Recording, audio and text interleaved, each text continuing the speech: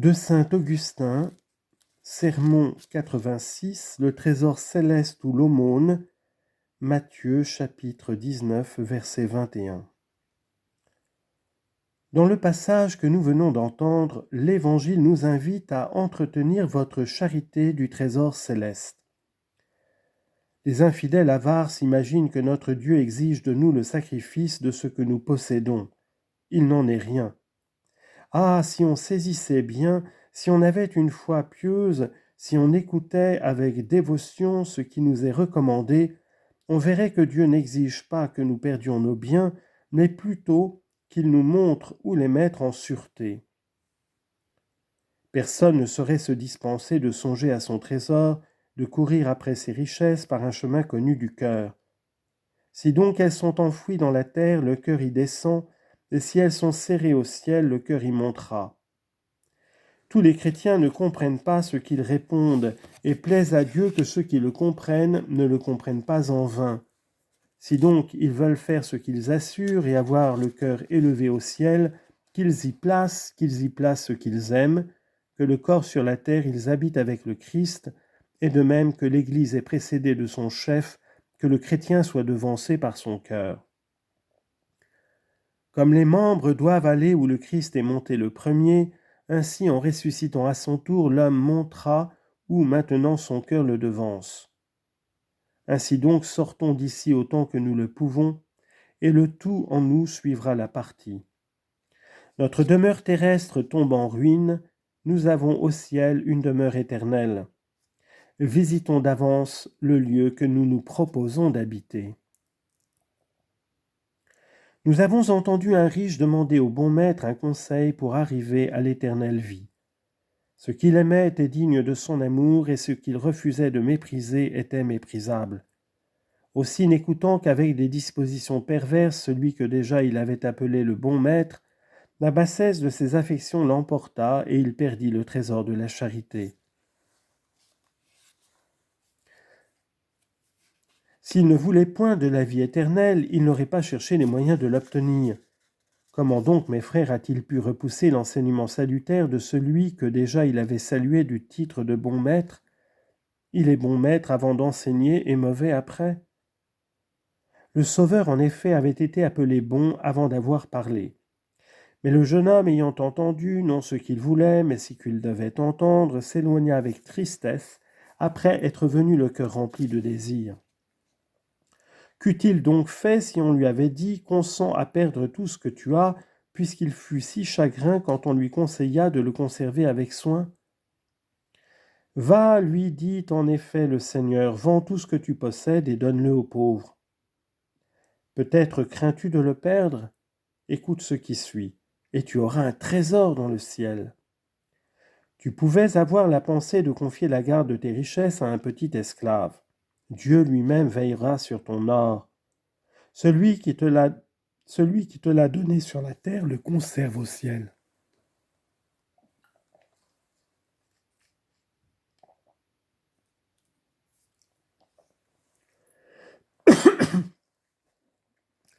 Ce riche aurait-il hésité de confier ses biens au Christ ?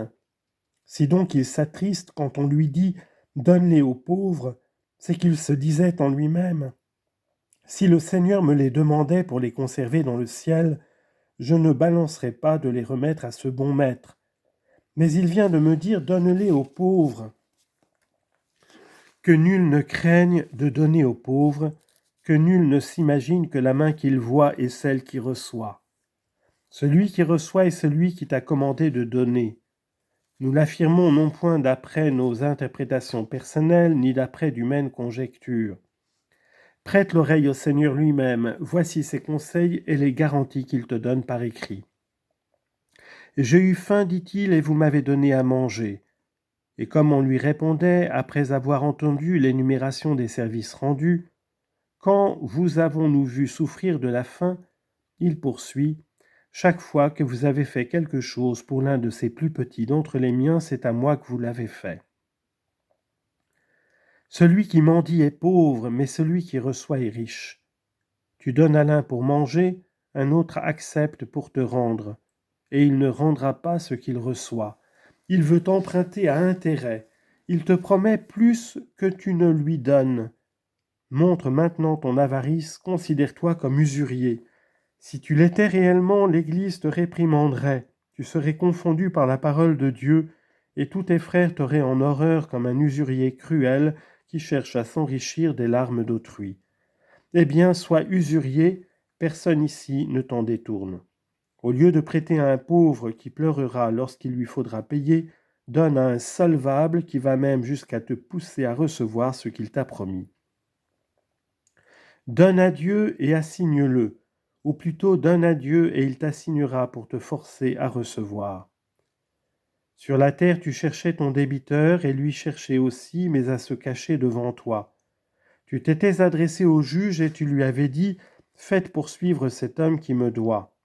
À cette nouvelle, le débiteur s'éloigne. Ah, il ne cherche plus à te saluer, et peut-être néanmoins l'avais-tu sauvé en lui prêtant dans son indigence.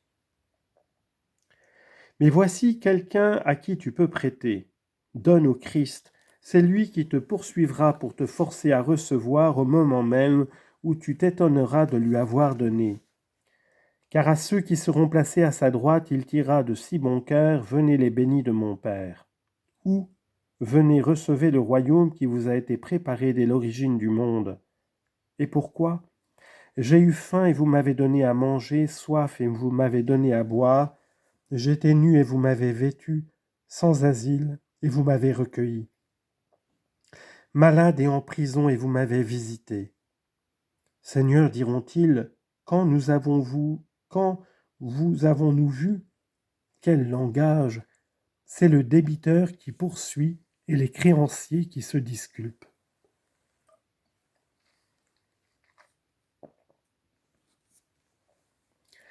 Débiteur fidèle, il ne veut pas que ses créanciers se trompent. Vous craignez d'accepter, leur dit-il, mais j'ai reçu de vous, c'est que vous l'ignorez. Il leur explique de quelle manière. Toutes les fois, dit-il, que vous avez fait quelque chose à l'un de ces moindres d'entre les miens, c'est à moi que vous l'avez fait. Matthieu 25, 34 à 40. Je n'ai pas reçu de moi-même, j'ai reçu par les miens. Ce que vous leur avez donné est parvenu jusqu'à moi. Soyez tranquilles, vous n'avez rien perdu. Vous vous attendiez sur la terre à avoir affaire à des hommes peu solvables, vous avez au ciel quelqu'un qui l'est, c'est moi qui ai reçu et c'est moi qui paierai.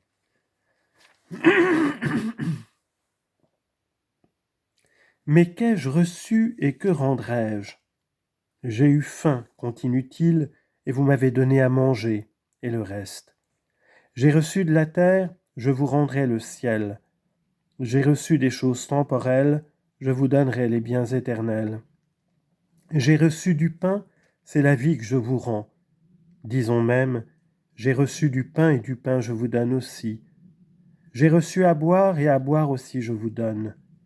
J'ai reçu l'hospitalité, voici une demeure.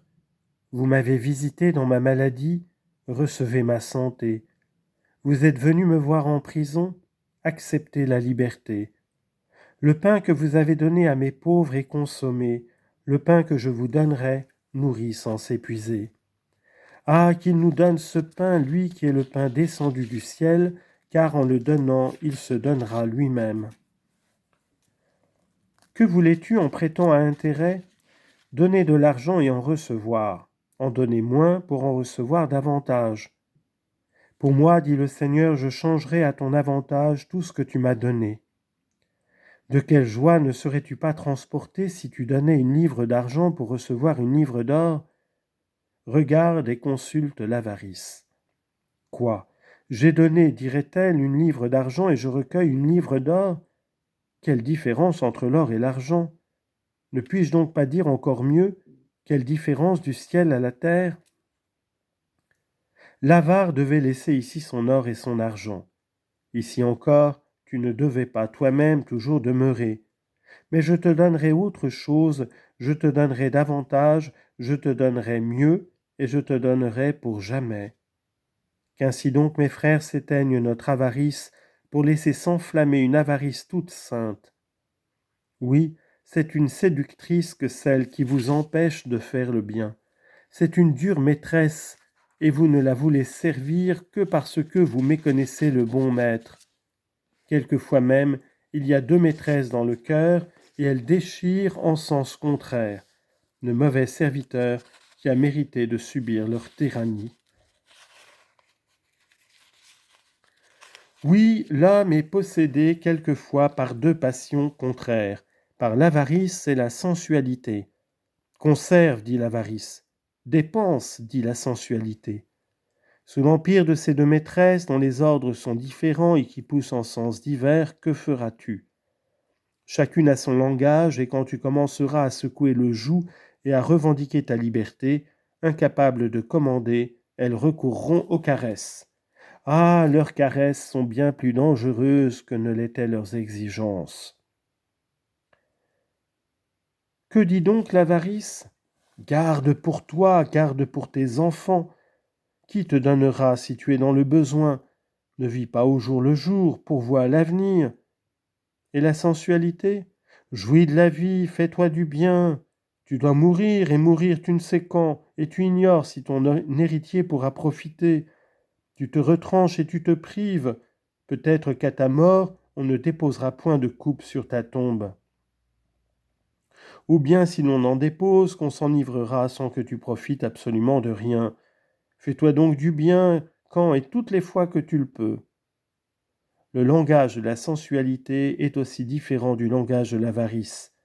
L'une disait « Garde pour toi, prévois l'avenir » et l'autre « Dépense, fais-toi du bien ».